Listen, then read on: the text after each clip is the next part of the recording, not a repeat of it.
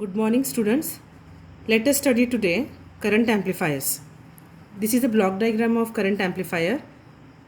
This consists of the basic current amplifier and a feedback network.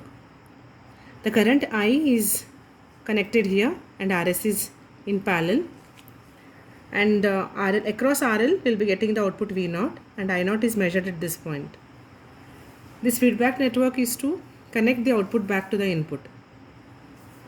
Now here in the current amplifier, the input resistance is reduced and the output resistance is increased.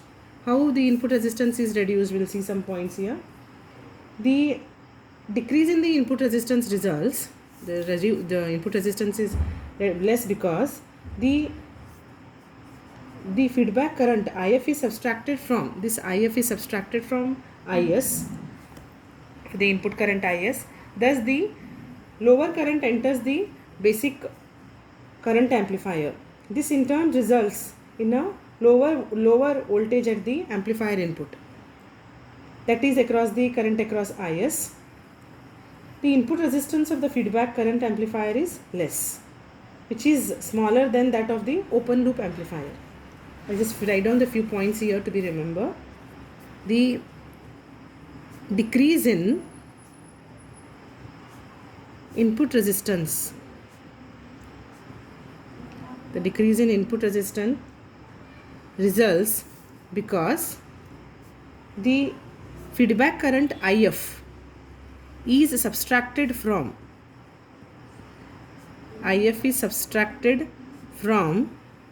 IS, which results in small ii,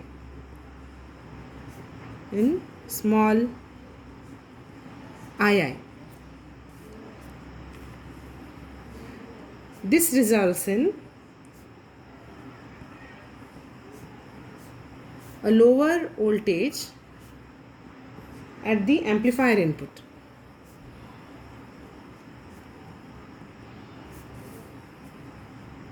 So we'll be having the input resistance as small or less. This input resistance is smaller than the input resistance of the feedback current amplifier, is less than the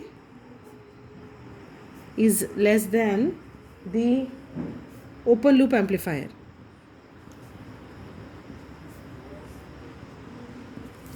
These are the points to be remembered. First we'll write down, like, this is a block diagram. It consists of current amplifier and then feedback network. Feedback network connects output back to the input. At the input side we have a current. At the output side we have voltage. Current is measured here. We'll be having this is shunt and this is in series. Input resistance is small of current amplifier. What is the reason? Here the IF is subtracted from IS, which results in small ii. So input voltage is small. So we will be having the resistance as small. Now we'll see how this output resistance is more. The increase in output resistance is because in keeping the output voltage I0 as constant as possible. Because of that we'll be having the output resistance as increased. I'll write down that point. The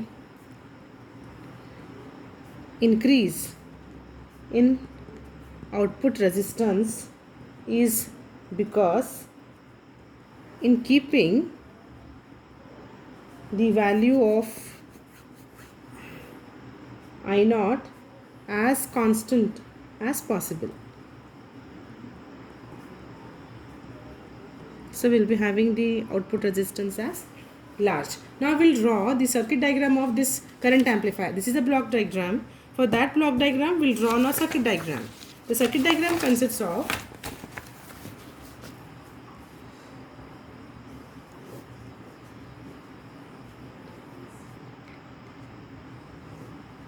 RL. Now this is Q2, this is gate, source and then drain. These are connected to VDD, both the points. Even this is connected to VDD. From here again one more MOSFET will come and its VG will be given externally, and from here we'll be having RF, and from here RM is connected. feedback resistance RF, and from this point this is source, this is gate, this is drain,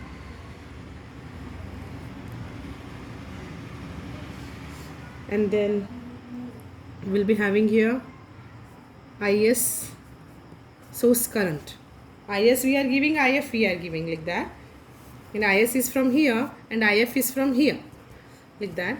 Now this is the current which is IF, and this is the current which is II, and at this point I'll be getting VD1, which is applied to the gate of second MOSFET.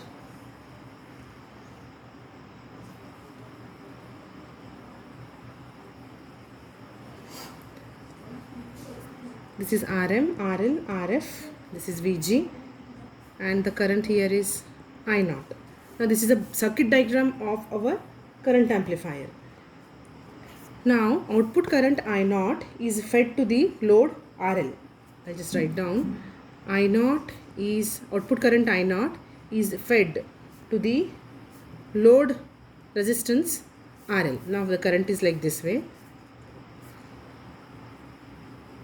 A sample of I0 is, now we'll be having, now I0 is flowing from here. A sample of I0 is obtained by placing the small resistance Rm in series with RL. I'll just write down now this point. A sample of I0 is obtained by placing a small resistance in series with, by placing a small resistance Rm in series with RL.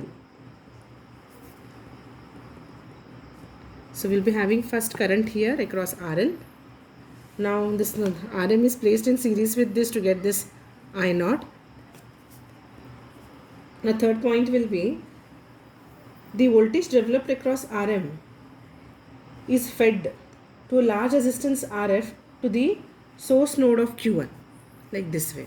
I'll just now we will be having the voltage developed across Rm is fed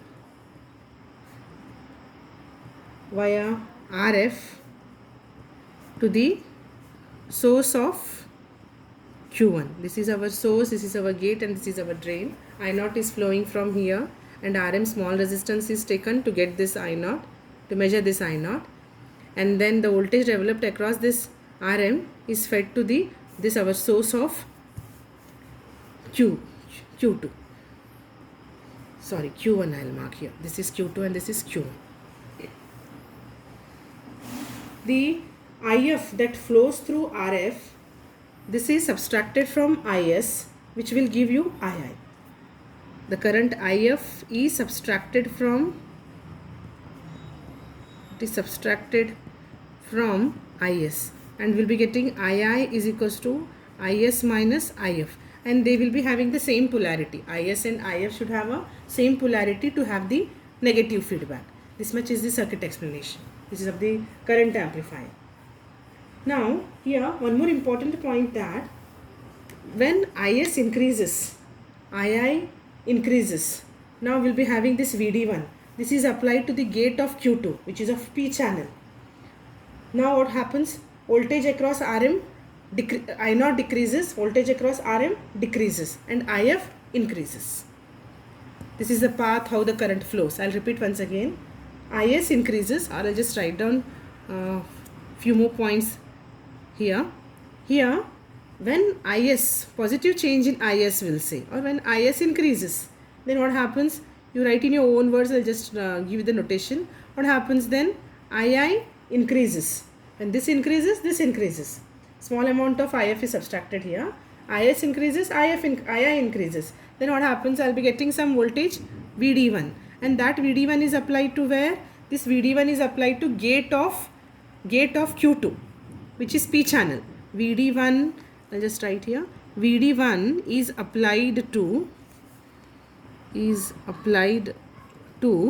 gate of Q2, and Q2 is of P channel. Then what happens? I0 reduces. Voltage across Rm reduces, then IF increases. This is the same polarity assumed for the whatever we have now IF. This is the same polarity assumed for the change in the IS, verifying that the feedback is negative. This point is important. IS increases, II increases. I'll repeat. Small change in IS increases II. VD1 is available here. This is applied to gate of Q2. This is of P channel. I0 reduces. I0 reduces, voltage across RM reduces. Voltage across RM reduces, then IF increases. This is the same polarity assumed for the small change in IS, verifying that the feedback is negative.